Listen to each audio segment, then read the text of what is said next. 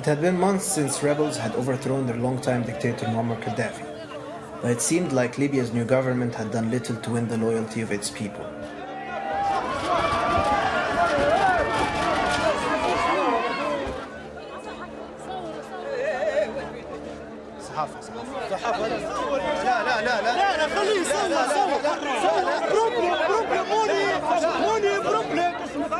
They're having issues with collecting their monthly payments and for the promises that the NTC have given to them.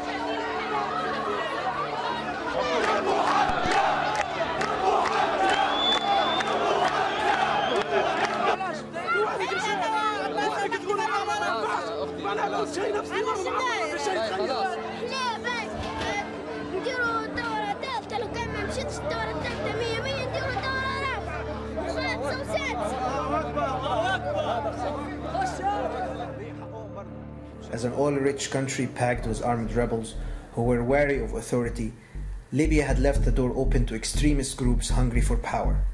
The question wasn't if Al-Qaeda would spread into Libya, but when.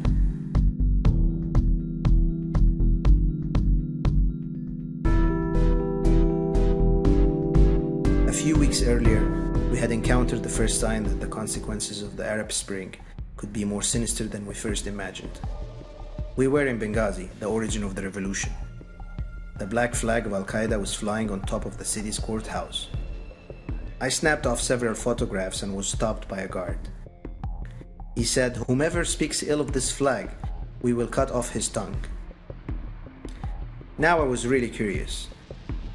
So I returned to Tripoli to pick up Ray Bagnuku, an American cameraman whose father had been killed in the 1988 Lockerbie bombing, a terrorist act attributed to the Gadhafi regime. Ray and I would see for ourselves whether Al-Qaeda had taken advantage of the recent power vacuum and set up shop in Libya.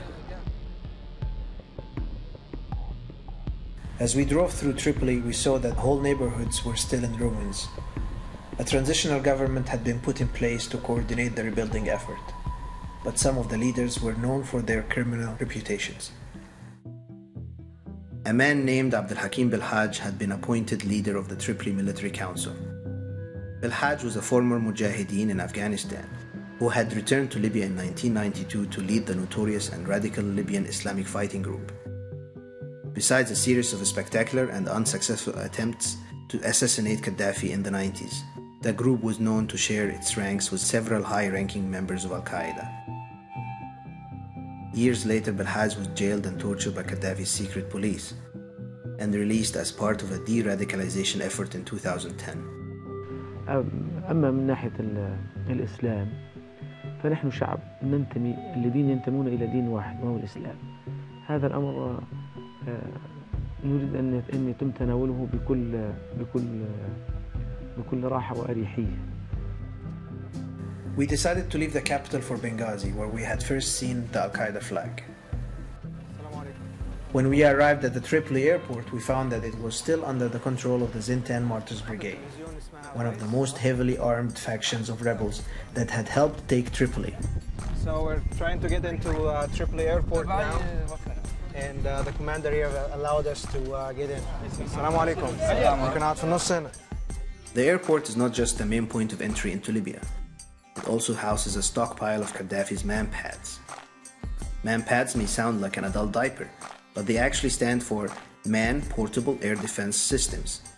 Basically, it's a point-and-shoot technology that helped the Taliban take down Soviet aircraft in their war against Afghanistan. In other words, the Zintani martyrs were babysitting enough firepower to arm every extremist group in North Africa.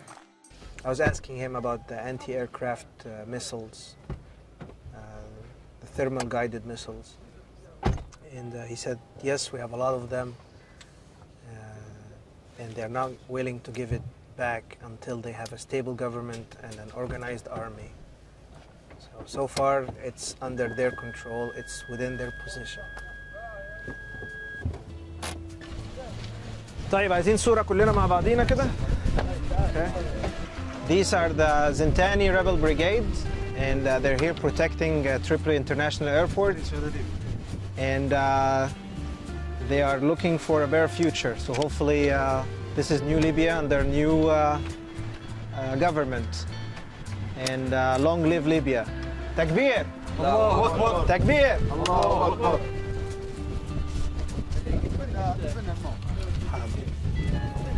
We had seen enough of Tripoli and boarded a plane to eastern Libya.